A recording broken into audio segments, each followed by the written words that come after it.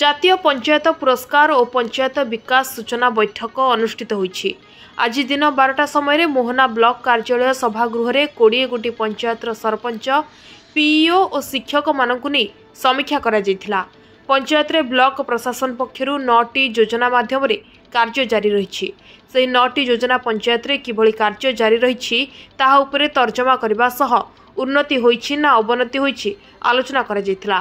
ବିଭିନ୍ନ ପଞ୍ଚାୟତରେ ପାନୀୟ ଜଳ, ପରିମଳ ବ୍ୟବସ୍ଥା, ମନରେଗା ଯୋଜନା, ସଡ଼କ, ଆବାସ ଯୋଜନା ଭଳି ଯୋଜନା ଉପରେ ତର୍ଜମା କରିବା ସହ ସମୀକ୍ଷା କରାଯାଇଥିଲା।